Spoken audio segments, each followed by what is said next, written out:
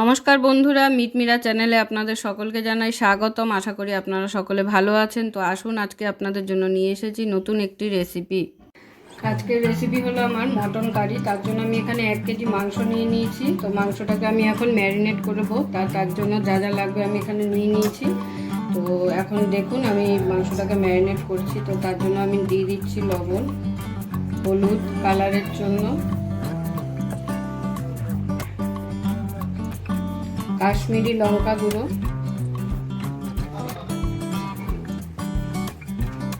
আর দিয়ে দেবো আদা রসুন বাটা, 1 চামচ আদা বাটা, 1.5 চামচের মতো রসুন বাটা, আর ঝালের জন্য দিয়ে দেবো কাঁচা লঙ্কা বাটা, দিয়ে দেবো টক দই,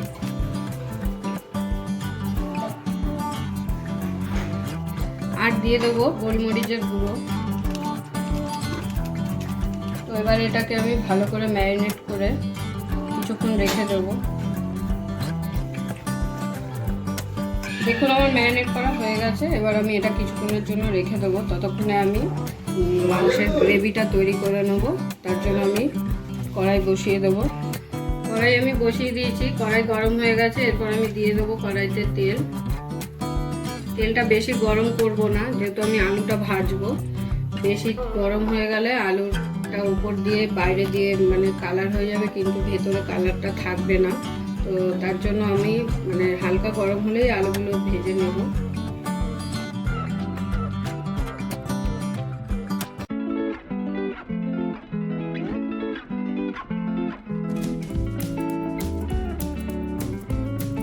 আলুটা যাতে ভালোভাবে নরম হয়ে যায় তার জন্য আমি দিয়ে দেবো সামান্য লবণ, সামান্য পরিমাণ হলুদ দিয়ে দেবো, যাতে আলুর ভাজাটা কালারটা সুন্দরভাবে তৈরি হয়। আলুগুলো সুন্দর কালার চলে এসেছে। এবার আমি আলুগুলো তুলে নেব। আলুগুলো তুলে নিয়েছি। এবার এই একই তেলে আমি ফোড়নের জন্য দিয়ে দেবো 2টো তেজপাতা, দারচিনি, ভালো করে নেড়ে নিয়ে এরপরে এর থেকে যে সেন্ট বেরিয়ে এসছে সুন্দর, এবার আমি দিয়ে দেবো পেঁয়াজ কুচি। পেঁয়াজটাকে আমি চপ করে কেটে নিয়েছি। চাইলে পাতলা পাতলা করে লম্বা লম্বা করেও কাটা যায়, যে যেভাবে কাটবেন। তো আমি ছোট ছোট করে চপ করে নিয়েছি একদম। পেঁয়াজটাকে সুন্দর করে ভেজে নিতে হবে যতক্ষণ না পেঁয়াজটা ব্রাউন কালার আসছে। এখনো আসেনি ব্রাউন কালার, আর একটু ভাজতে হবে। ভালো করে ভেজে নিয়ে তারপর আমি মশলাগুলো এক এক করে দেব। আমার পেঁয়াজ হালকা বাদামি কালার হয়ে এসেছে। তো এবার আমি আস্তে আস্তে মশলাগুলো দেওয়া শুরু করব। প্রথমে আমি দিয়ে দিচ্ছি নুন, কালারের জন্য দিয়ে দেবো হলুদ,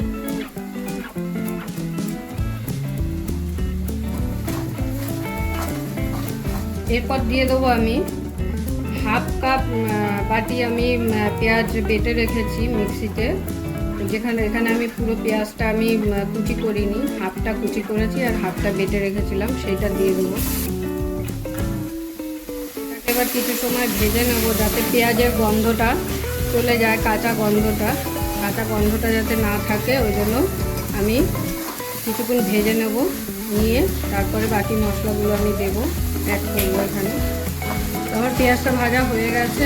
এবার আমি দিয়ে দেবো এর মধ্যে জিরে গুঁড়ো, শুকনো লঙ্কা গুঁড়ো, তারপর দিয়ে দিচ্ছি কাঁচা লঙ্কা বাটা, আদা বাটা, রসুন বাটা, আর সুন্দর কালারের জন্য দিয়ে দেবো লাস্ট কাশ্মীরি লঙ্কা গুঁড়ো, যাতে মটন কারিটা দিয়ে সুন্দর একটা কালার হয়।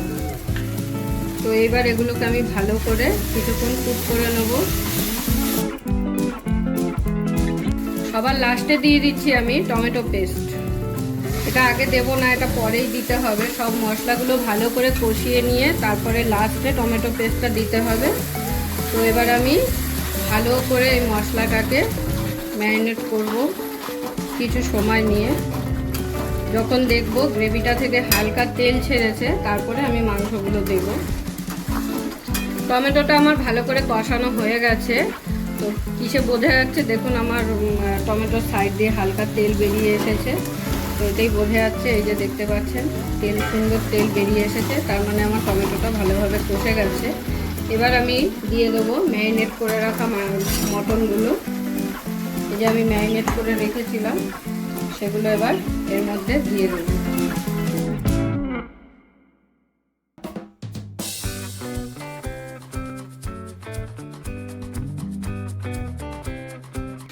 যারা এতদিন ধরে আমার ভিডিও দেখছেন তারা আশা করি একটুকু বুঝে গেছেন যে আমার একটা হাত নেই। তো আমি সাঁড়াশি এইভাবে চেপে ধরে কড়াইটাকে ঠিকমতো ধরে করতে পারি না, আমার প্রবলেম হয় একটু। তো নাড়া দিতে গিয়ে আমার কড়াইটা একটু হালকা বেঁকে গেছিলো। এবার মাংসটাকে আমি হালকা ভালো করে কষিয়ে নেব মশলার সাথে ভালো করে। যে গামলাটায় আমি ম্যারিনেট করে রেখেছিলাম ওটা ধুয়ে সামান্য পরিমাণ জল আমি দিয়ে দিলাম, কারণ এতে অনেক মশলা রয়েছে, এই জন্য এই জলটা আমি দিয়ে দিলাম। যতক্ষণ আমি এদিকে মাংসটা কষাবো ততক্ষণে আমি প্রেসার কুকারে জল গরম করে নেব। কাঁচা জল দেব না, জল গরম দেব, ওই জন্য একটু প্রেসার কুকারে করেই আমি অল্প জল গরম করে নেব, পরিমাণ মতো যতটা জল লাগবে। দেখুন আমি তো অল্প জল দিয়েছিলাম, কিন্তু আমার মাংসটা দিয়েও অল্প জল বেরিয়েছে। এই যে সাইডে দেখতেই পাচ্ছেন সুন্দরভাবে জল বেরিয়ে গেছে। কিছুক্ষণ সময় নিয়ে আমি এটাকে একটু কষবো, কষে নিয়ে এর মধ্যে আমি আলুগুলো দিয়ে দেবো। আমার কষানো হয়ে গেছে, এবার আমি এর মধ্যে ভেজে রাখা আলুগুলো দিয়ে দেবো। এই যে ভেজে রেখেছিলাম সেই আলুগুলো দিয়ে দেবো। আলুগুলো দিয়ে আমি ভালো করে মিশিয়ে নিয়ে এরপরে আমি প্রেসারে দিয়ে দেবো। কষানো হয়ে গেছে, এবার আমার পরের স্টেপে চলে যায়। আমি এবার প্রেসারে দিয়ে দেবো, প্রেসারে দিয়ে বসিয়ে দেবো।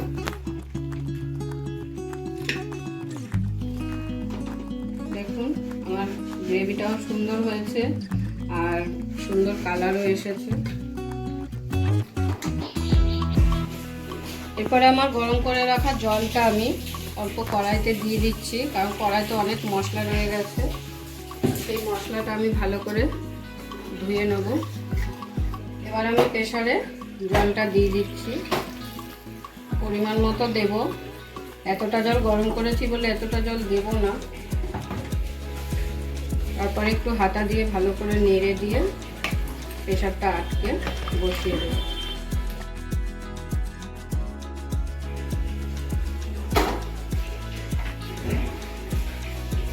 6টা সিটি মারবো।